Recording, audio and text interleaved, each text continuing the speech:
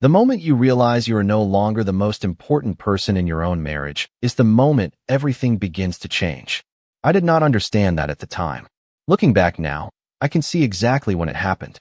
I can point to the sentence, the room, the expression on my wife's face, and the strange feeling that settled into my chest when I realized I was hearing the truth for the first time.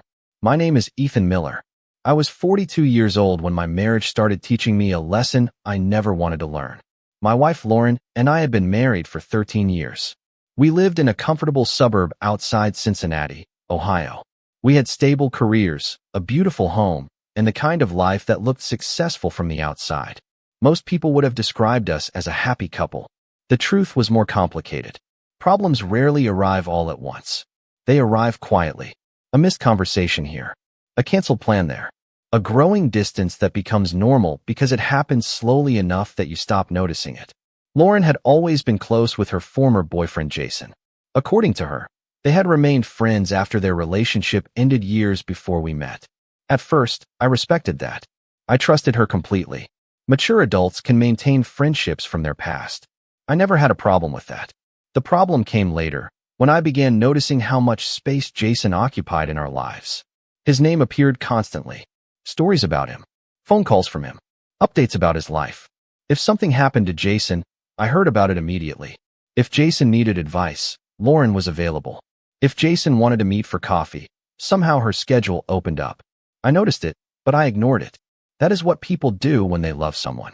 They explain away things they do not want to examine too closely. The moment everything changed happened on a Thursday evening in early October. The air outside felt cool, and the leaves had started turning shades of orange and red. I came home from work carrying takeout from a local restaurant because Lauren had texted me earlier saying she was exhausted and did not feel like cooking. When I walked into the kitchen, she was standing by the counter looking at her phone. She was smiling. Not a casual smile. The kind of smile people have when they are completely absorbed in a conversation. She barely noticed me enter the room. I set the food down and took off my jacket. "Good day?" I asked. Lauren glanced up briefly. "Pretty good." Then her eyes returned to the screen.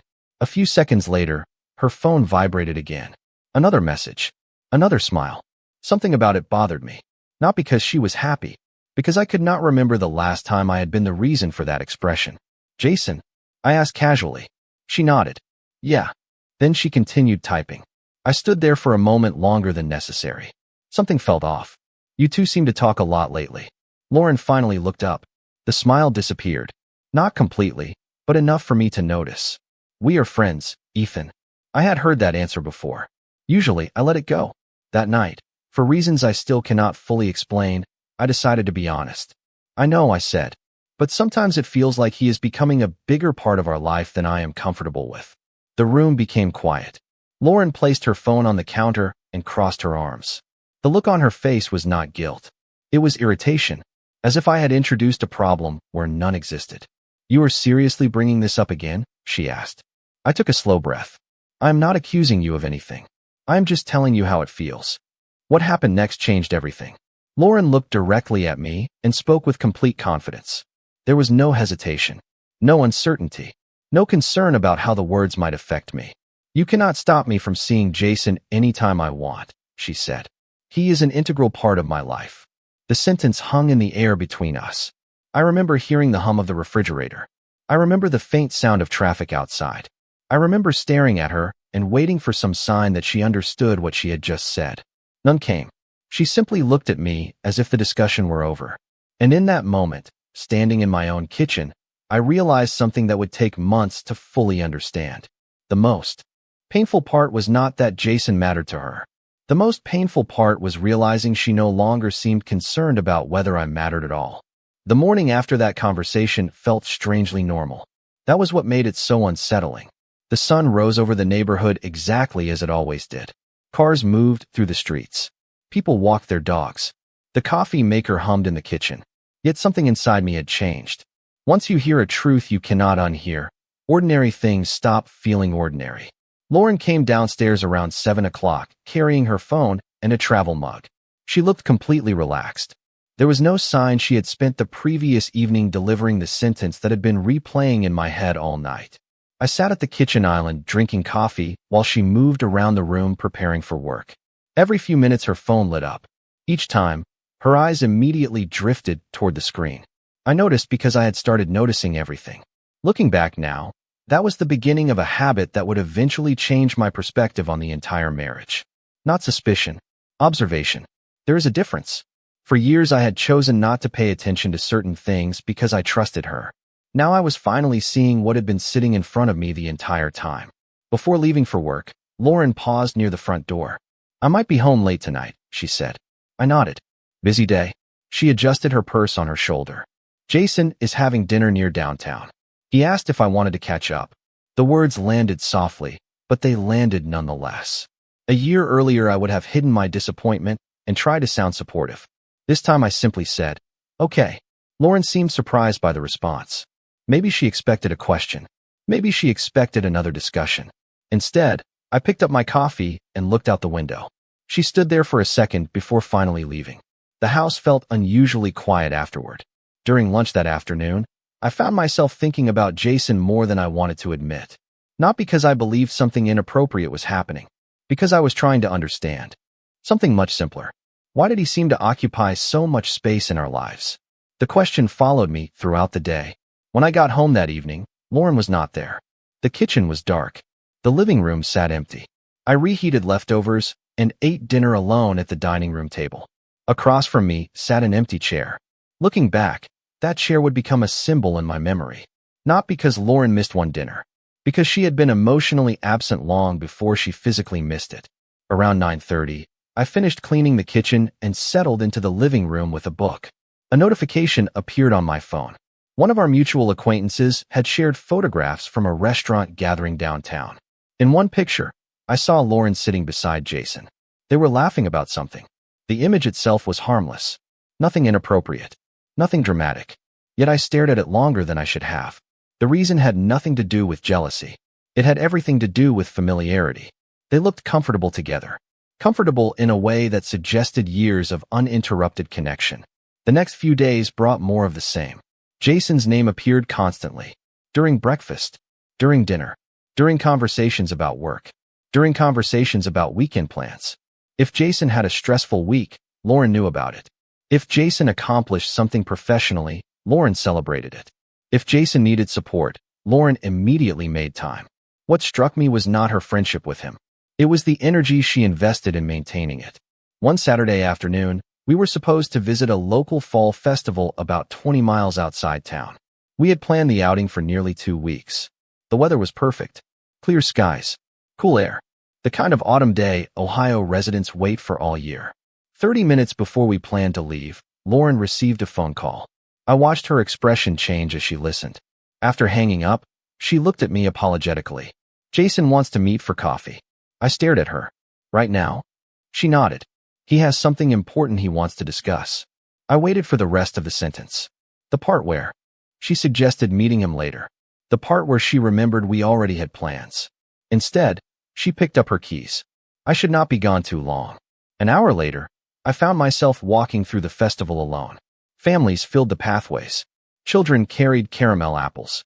Vendors sold handmade crafts and hot cider. Around me, everyone seemed connected to someone. Meanwhile, I walked alone thinking about a realization I had been avoiding for months. The problem was never that Jason existed. The problem was that every time there was a choice between protecting a commitment to me and accommodating a request from him, the outcome felt increasingly predictable. And for the first time, I began wondering whether I was witnessing a friendship or watching my place in the marriage slowly being replaced. The longer I paid attention, the harder it became to ignore what was happening. The strange part was that nothing looked dramatic from the outside. There were no shocking discoveries, no explosive arguments, no obvious lines being crossed. Instead, there was something far more difficult to explain. There was a pattern, and patterns have a way of revealing truths that individual moments can hide. The week after the fall festival, I started noticing how often Jason influenced decisions inside our marriage without ever stepping foot inside our house. Monday evening, Lauren and I were discussing Thanksgiving plans. My parents lived about 2 hours away, and we usually spent part of the holiday weekend with them. We had followed that tradition for years. As we sat at the kitchen table reviewing possible travel dates, Lauren glanced at her phone. A few seconds later, she frowned slightly. "What is wrong?" I asked. She hesitated. "Jason is hosting a Friendsgiving dinner that weekend." I waited for her to continue. Instead, she stared at the screen. "And?" I finally asked. Lauren looked up. I told him I would probably be there. The words settled heavily in the room. "Probably." I repeated. "We have not even finalized plans with my parents yet." She shrugged. "I know." Looking back now, that moment stayed with me because of how casually it happened. There was no discussion about priorities.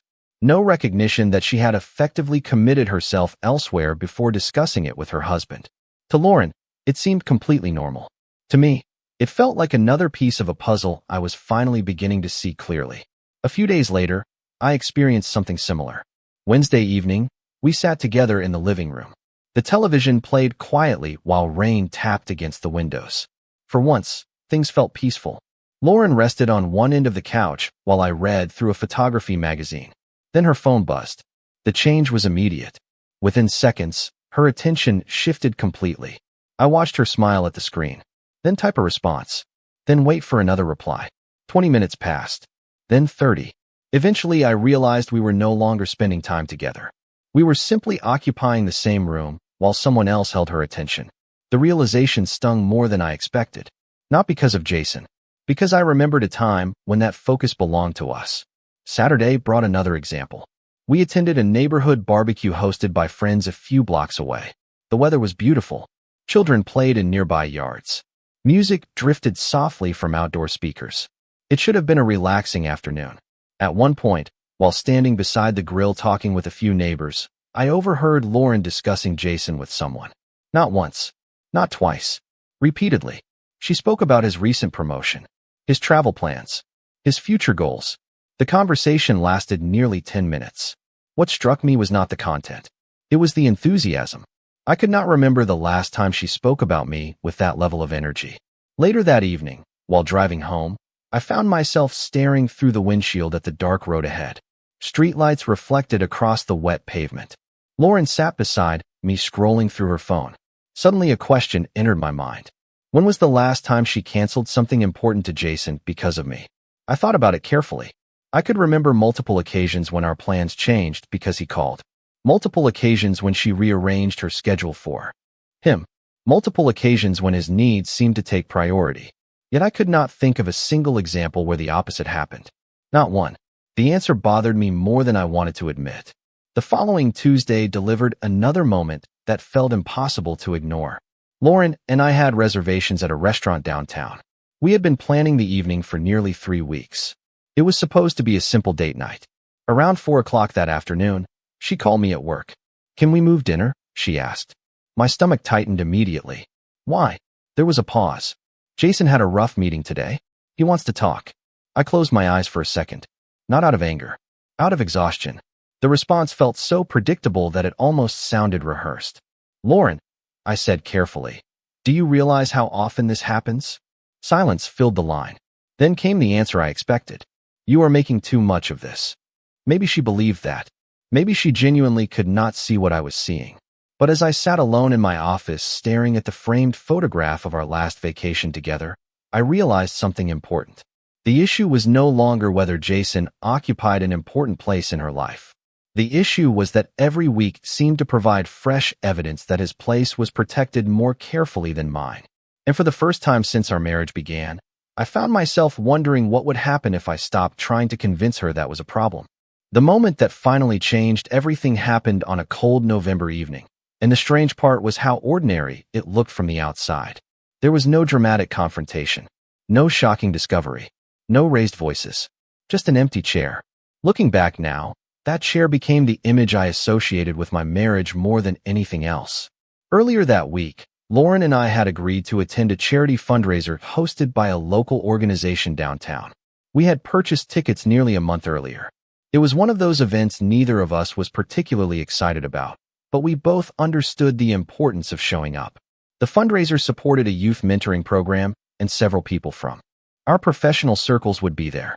For once, it felt like we had committed to something together. Friday evening arrived. I left work early, drove home, and found Lauren getting ready upstairs. The house smelled faintly of her perfume. Music played softly from a speaker in the bedroom. For a brief moment, things felt normal again. She looked elegant in a dark blue dress. I even remember thinking how nice it was to see us preparing for an evening together. While I adjusted my tie in the bathroom mirror, her phone buzzed. Then it buzzed again. A minute later, I heard her answer the call. I could not make out the conversation, but I knew who it was before she came downstairs. There was a familiar look on her face. Concern mixed with urgency. The same expression I had seen dozens of times before. "Jason is having a rough night," she said. I stared at her. "What happened?" She shrugged slightly. "Work stress. He wants to talk." For several seconds, neither of us spoke. The silence felt familiar too. Then Lauren looked away and added the words I already knew were coming. "I think I should go see him." Something inside me went completely still. Not angry, not surprised, just still. "What about the fundraiser?" I asked. She sighed. "You can still go. You can still go." Looking back, that sentence hit harder than anything else. Not because she was canceling plans. Because she said it as though our commitment existed separately from her. As though the two of us were no longer a team. I nodded slowly. "Okay." Lauren looked relieved, almost grateful that I had not argued. Within 10 minutes, she was gone. I stood alone in the hallway listening to the garage door close. Then I picked up my coat and left for the fundraiser by myself. The event was held inside a renovated historic building overlooking the river. Hundreds of people filled the ballroom. Music drifted through the air while waiters moved between tables carrying trays of appetizers. I found our assigned table and immediately noticed the empty chair beside mine.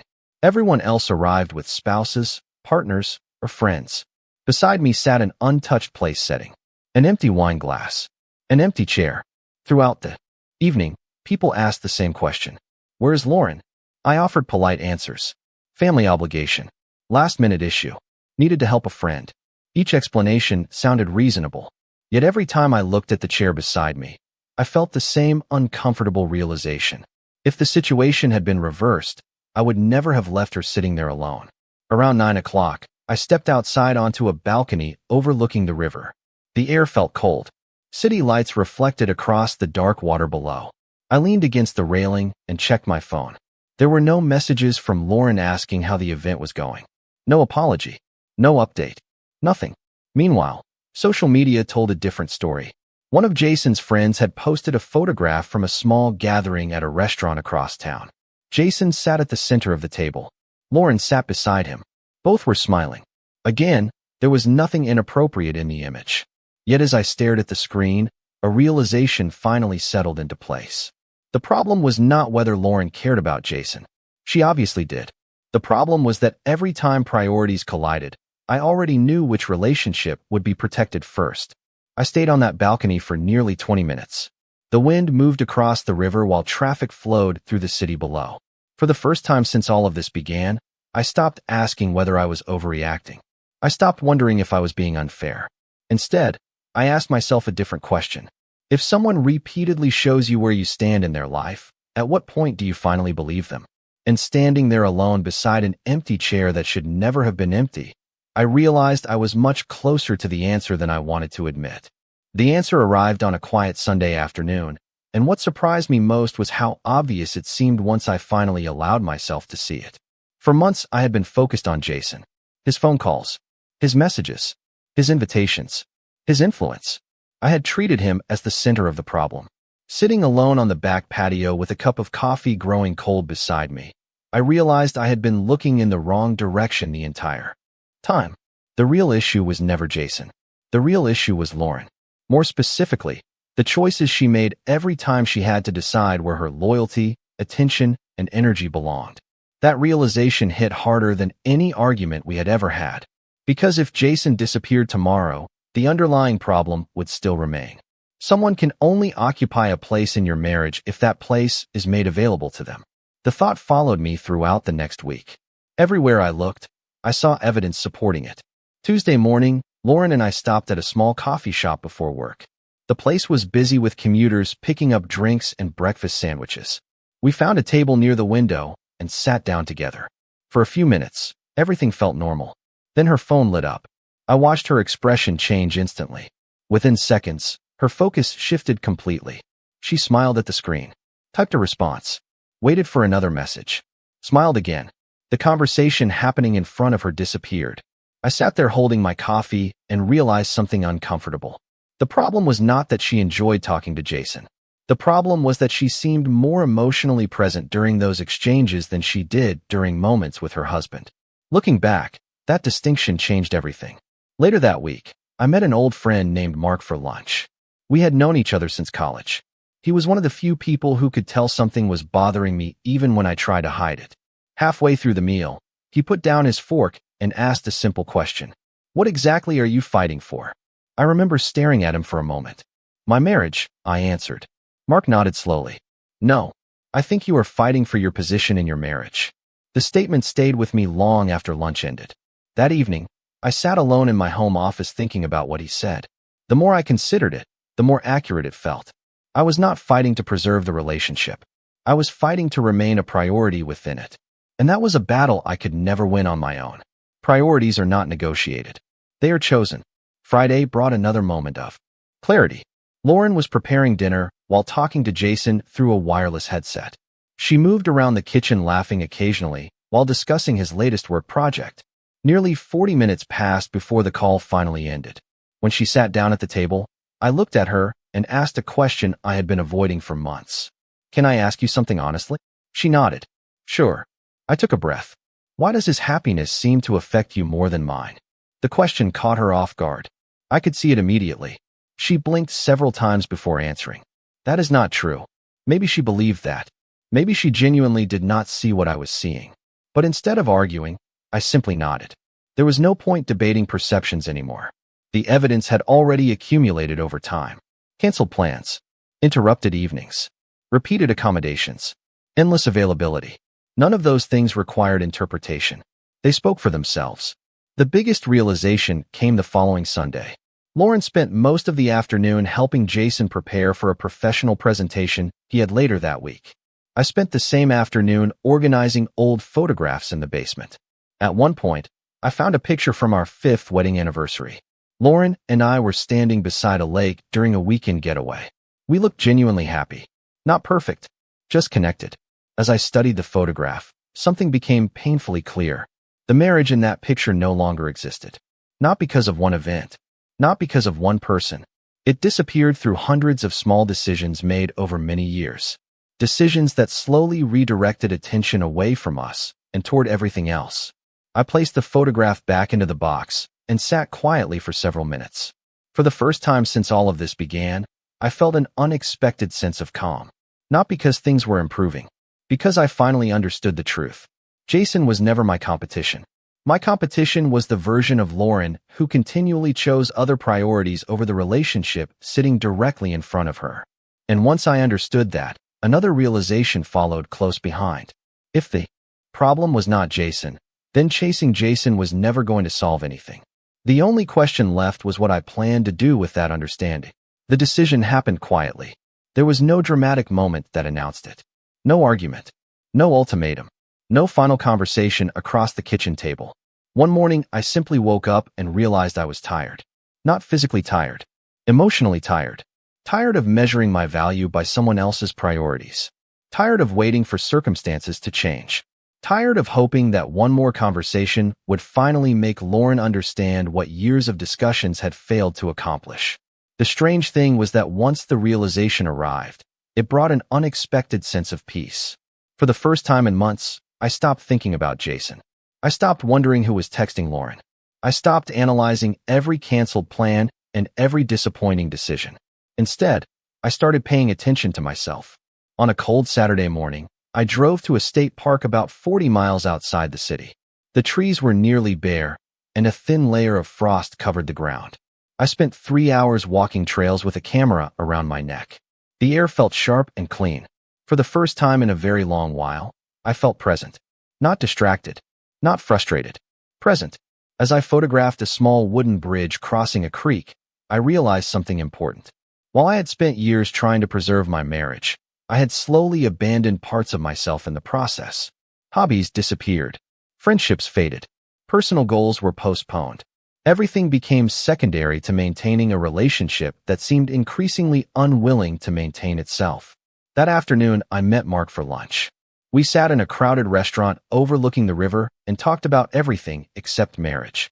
Sports, travel, work, photography, normal conversations. By the time lunch ended, I noticed something surprising. Several hours had passed without me thinking about Jason even once. The realization made me smile. Not because I suddenly stopped caring about my marriage, because I had finally remembered what it felt like to care about my own life too. Over the following weeks, I made small changes. Nothing dramatic. I joined a local photography club. I started going to the gym again after work. I accepted invitations from friends instead of automatically staying home. I even signed up for a weekend workshop focused on landscape photography. Each decision seemed insignificant on its own. Together, they created something I had not felt in years. Momentum. One Tuesday evening, Lauren came downstairs and found me editing photographs on my laptop. Usually, I spent evenings sitting beside her while she scrolled through her phone or watched television. This time I was completely absorbed in something else. She stood beside the table for a moment. "You have been busy lately," she said. I looked up and smiled. "A little." She glanced at the screen. "Those are really good." I thanked her and returned to my work. The conversation lasted less than a minute, but I noticed something unusual. She remained standing there, almost as if she expected me to continue the interaction. When I did not, she eventually walked away. A few days later, another moment arrived. Friday evening. Lauren was sitting in the living room when I came downstairs wearing a jacket. "Where are you going?" she asked. "Dinner with some friends from the photography club." She looked surprised. Again, the question caught my attention. For years, she had spent time with Jason whenever she wanted. Yet somehow my own plans now seemed noteworthy. I shrugged. "We are trying a new restaurant downtown." She nodded slowly. "I did not know you were seeing them that often." I almost laughed. Not because the comment was funny, because it highlighted how much had changed. For years, Lauren rarely asked about my interests. Now she seemed increasingly curious. The pattern continued. Every time I focused on my own life, Lauren paid more attention. Every time I stopped competing for her time, she seemed more aware of mine. The biggest moment happened on a Sunday afternoon. Lauren was sitting on the couch when her phone rang. Jason's name appeared on the screen. I noticed it only because she was sitting across from me. She answered immediately and spent nearly 30 minutes talking. Months earlier, the call would have ruined my mood. I would have spent the entire afternoon feeling frustrated and ignored. This time I simply picked up my camera and headed outside. When I returned an hour later, Lauren was still sitting in the living room. She looked up as I entered. "Where did you go?" she asked. "The park," I said. "The sunset looked good tonight." For a brief second, she seemed disappointed that I had not waited around. Then she asked something she had not asked in a very long time. "Can I see the pictures?" And standing there in the fading evening light, I realized the balance inside our relationship was beginning to shift. Not because I forced it to, because I finally stopped chasing something that should never have required pursuit in the first place. Over the next month, the changes became impossible for Lauren to ignore. At first, she seemed confused by them. Then she became curious. Eventually, she became uneasy. Looking back now, I think that was the moment the entire dynamic of our marriage began to shift. Not because I was trying to teach her a lesson, not because I was playing games, simply because I was no longer organizing my life around the hope that she would someday choose me first. One Wednesday evening, I came home from work carrying a camera bag and a cup of coffee from a local cafe. The winter sky was already dark, and a light snow had started falling outside. As I stepped into the kitchen, Lauren looked up from the table. "Where have you been?" she asked. The question surprised me. For years, I had always known exactly where she was going, who she was meeting, and what she was doing because I paid attention. Now she seemed unsettled by the fact that she no longer had the same certainty about me. "Photography club meeting," I answered. She nodded slowly. "You seem to be enjoying that a lot." I smiled. "I am." The conversation ended there, but I noticed the thoughtful expression on her face. A few days later, I attended a weekend photography workshop at a state park nearly 60 miles away. The event lasted most of the day. We spent hours walking trails, discussing techniques, and photographing frozen landscapes. By the time I returned home that evening, I felt energized in a way I had not experienced for years. Lauren was waiting in the living room. "How was it?" she asked immediately. I sat down and showed her a few pictures. She studied them carefully. Then she asked more questions. Where had I gone? Who attended? What was the workshop like? The interest felt genuine. Yet beneath it, I sensed something else. She was trying to understand the parts of my life that no longer revolved around her. The following week brought an even clearer example. Friday evening arrived, and I had plans to meet Mark and several friends for dinner. As I put on my jacket, Lauren looked up from the couch. You were going out again? She asked. There was no accusation in her voice, only surprise. Yes, I said. We are trying that new restaurant downtown. She hesitated. I thought maybe we could spend tonight together. The statement caught me off guard because it sounded remarkably similar to things I had said countless times over the previous few years. I looked at her for a moment. I already made plans. She nodded and forced a small smile. Of course. During the drive downtown, I kept thinking about that exchange. For years I had rearranged my schedule whenever Lauren wanted my time. Now, for the first time, she was experiencing what it felt like when someone else's plans already existed. The difference was that I was not choosing another person over her. I was simply honoring commitments I had already made. As winter gradually gave way to early spring, Lauren's behavior continued changing. She asked more questions. She initiated more conversations. She suggested date nights. She seemed increasingly aware of how often we were together and how often we were not.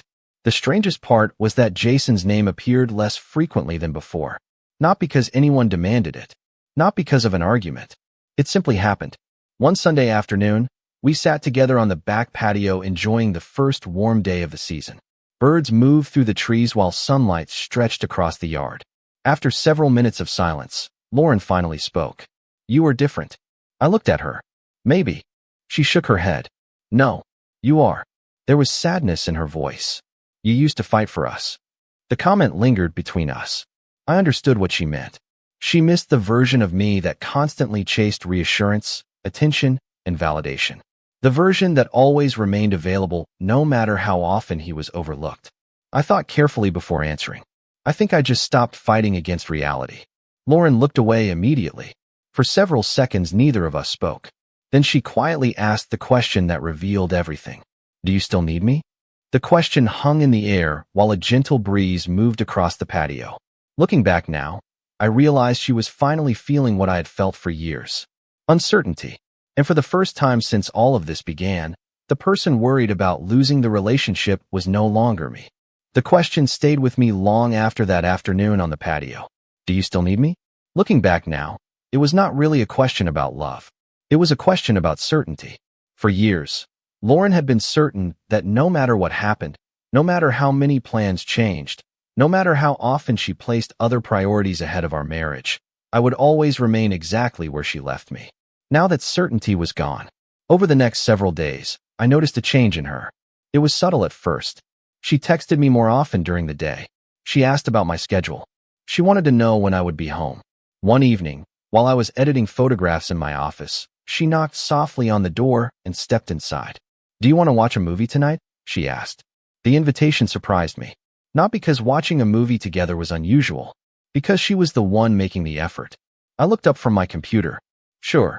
For the next 2 hours, we sat together in the living room. Neither of us said much. Yet the silence felt different than it had months earlier. It no longer felt like distance. It felt like two people cautiously trying to find their way back toward each other.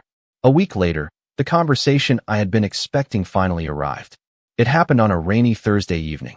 Water streaked down the windows while soft music played through the house. Lauren and I sat at opposite ends of the dining table after dinner. The dishes had already been cleared away. Neither of us seemed eager to leave. Eventually, she looked at me and took a deep breath. Can we talk honestly? She asked. I nodded. We probably should. For several seconds, she stared at the table. Then she finally said it. I think I made a lot of assumptions. I remained quiet. She continued. I thought you would always be there no matter what. The honesty in her voice caught me off guard. There was no defensiveness. No excuses. Just honesty. You always seemed so patient, she said. No matter what happened, you stayed. I looked out the window at the rain. Staying and being happy are not the same thing. Lauren lowered her eyes immediately. The silence that followed felt heavy. Not hostile, just truthful. After a moment she asked, when did things change? I thought about the question carefully. The answer was not one specific day. It was a collection of moments.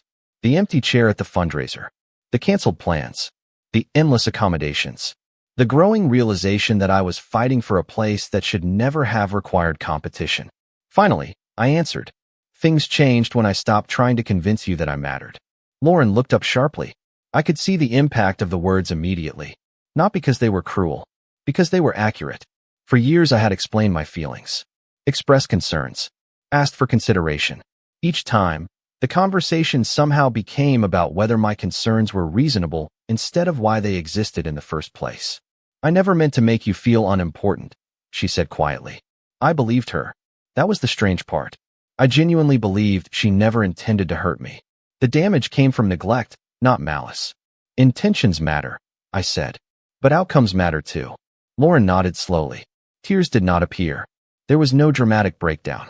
Just understanding. The kind that arrives too late to prevent pain, but early enough to learn from it. Then she asked the question that finally brought everything into focus. Was this really about Jason? I almost smiled. For months I had asked myself the same thing. No, I said. Not really. She frowned. Then what was it about? I leaned back in my chair. It was about feeling like I was competing for a place in my own marriage. The room became completely silent. Rain tapped softly against the windows while the clock in the kitchen marked each passing second. Lauren stared at me as if she were hearing the truth for the first time. Because in many ways, she was. You always told me I could not control who you spent time with, I continued. And you were right. She blinked in surprise. I nodded. You were absolutely right. Then I took a slow breath. But I finally realized something too. I cannot control your choices.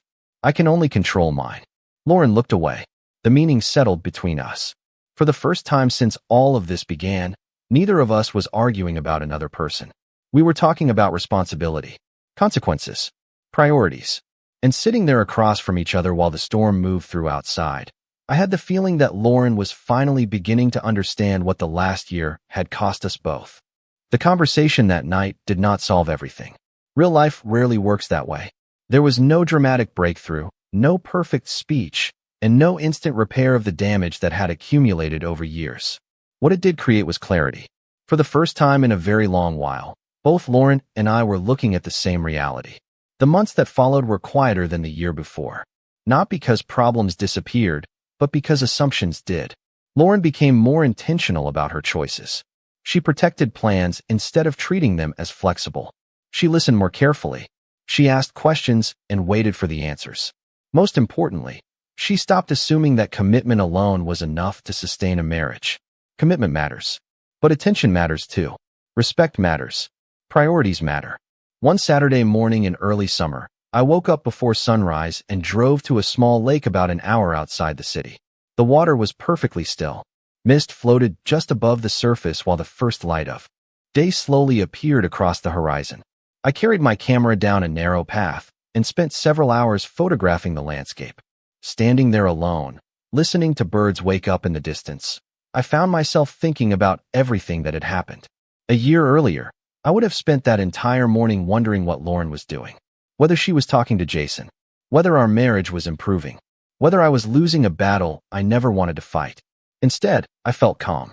Not because I had all the answers, because I finally understood something important. Peace begins when you stop measuring your worth through someone else's choices. When I returned home that afternoon, Lauren was sitting on the back patio reading a book. She looked up and smiled when she saw me. The gesture was simple, but it carried something that had been missing for a long time. Presence. She set the book aside and asked to see the photographs. We spent nearly an hour looking through them together. At one point, she paused on a picture of the sunrise reflecting across the lake. That one is beautiful, she said. I nodded. It is probably my favorite. Lauren studied the image for a few seconds before speaking again. I spent a lot of time thinking about what you said. I looked at her. She closed the tablet and rested it on the table. About competing for a place that should already belong to you. Neither of us spoke for a moment. A warm breeze moved through the yard while wind chimes softly echoed nearby. Then she continued. I think I convinced myself that because you always stayed, everything was fine. The honesty in her voice felt genuine. There was no attempt to defend the past. No effort to rewrite it. Just acceptance. Looking back, that was all I ever wanted. Not perfection. Accountability. Understanding. I should have paid attention sooner, she said quietly. I nodded. Maybe. Then I smiled slightly. But I probably should have paid attention sooner too. Lauren laughed softly. It was the first truly relaxed laugh I had heard from her in a long time. As summer continued, life settled into a different rhythm. Not the same rhythm we once had. A healthier one. One built on awareness instead of assumptions. Jason remained part of Lauren's history, but he no longer occupied the center of conversations, schedules, or priorities. The change did not happen because of rules or demands. It happened because Lauren finally understood what had been at risk. One evening near the end of summer, we sat together on the patio watching the sun disappear beyond the trees. The sky glowed orange and gold. Fireflies drifted through the yard. The scene felt strangely similar to countless evenings we had shared before, yet everything was different. Because now we both understood how easy it is to lose something valuable when you assume it will always remain where you left it. Looking back, people might think this story was about another man. It was not. Another man was simply the circumstance that exposed a deeper issue. The real story was about value, self-respect, boundaries. It was about what happens when one person continually sacrifices their place in a relationship while the other assumes that sacrifice will never end. Most importantly, it was about what happens when that sacrifice finally stops. In the end, I never won a competition because there should never have been one. The moment I stopped competing was the moment everything became clear. Lauren did not lose me because of one decision.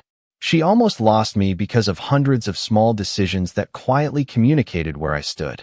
Fortunately for both of us, understanding arrived before it was too late. And as I watched the last light disappear beyond the horizon that evening, I realized something that had taken me years to learn. The strongest relationships are not built on certainty that someone will stay. They are built on daily choices that make staying feel worthwhile.